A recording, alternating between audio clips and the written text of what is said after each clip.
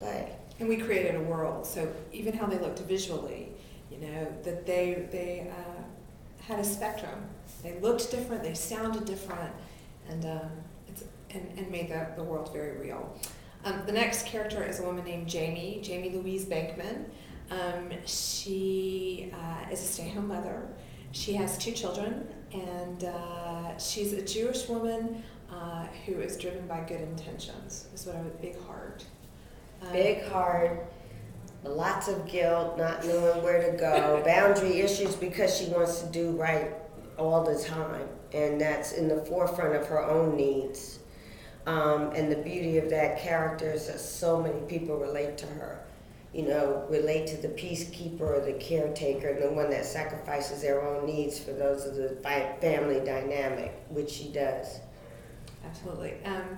Then a woman named Mary Catherine Kay plays a character named Sue, who's the only one of the women who is divorced. She's newly divorced. She has a daughter. She's a working mother, so she's also trying to balance the new demands of being a single mother and really trying to make sure that her daughter's going to be okay through this transition. She's also one of the troop leaders.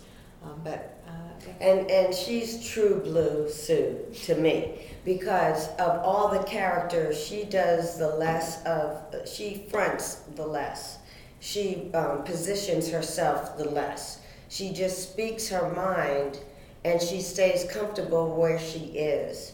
And I think she's very important to the play because we have such extreme ideologies going on that Sue keeps it real. Look, I'm trying to get my grocery money for next week. I got a little boy, and she's very practical, and she's non-racial. Of all the characters, I feel she is the least racial. She has bigger fish to fry. She's just trying to keep her house together at this point in time. And she says she's from the Midwest, where race isn't such a big deal.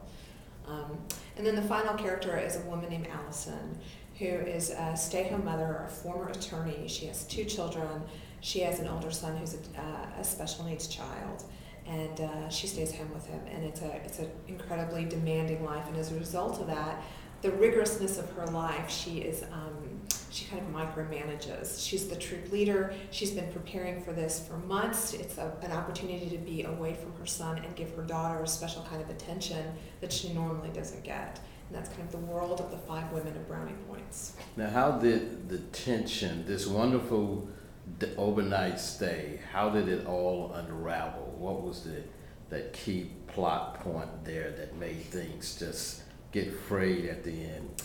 The 2 white women who are the troop leaders assigned chores or assigned duties, and they put the 2 black women in the kitchen overseeing the food for the weekend.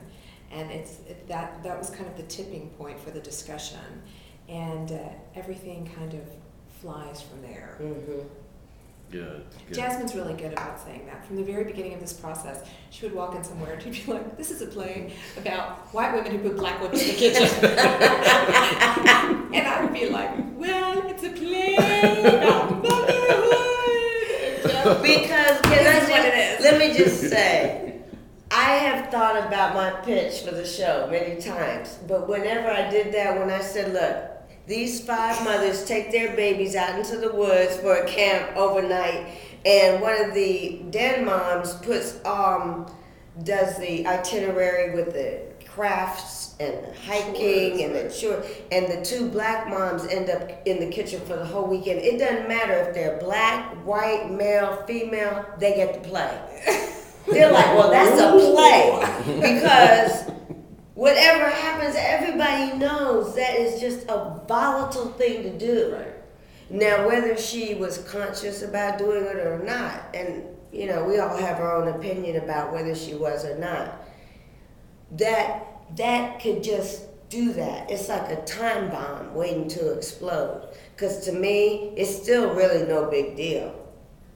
I mean, it is blown into this historical context where really, I would have been like, cool, put on the music, let's hook up the video, because I'm not feeling no hiking and trying to make soap boats or whatever. I would have chopped up I would have been, whatever, cool, this is good, and we don't have to be around them the entire time, But there's always somebody in the group that sees things differently, and that sees things in a way that goes over the top from the rest of the group. But have you when you say somebody sees things differently, Jasmine, and I ask you this also, Janece, haven't you seen that there are you may have some black friends who do have a chip on their shoulder, who are sort of either carrying their blackness or all the wounds of everything that has happened to black people I'm not answering this question. since slavery. They're carrying it on their shoulders, and any little thing will set them off. Yes, I'll answer because I know we go, that's me. When we look at Deidre coming in, we may not be surgeons, but there are so many black girlfriends that I have that we hold our tongue. I mean, literally, when she says, damn, I don't want to be the black bitch, I can't believe she wrote it. Because I'm like, do you know that is subconsciously what we say every time we go to say, should I defend myself?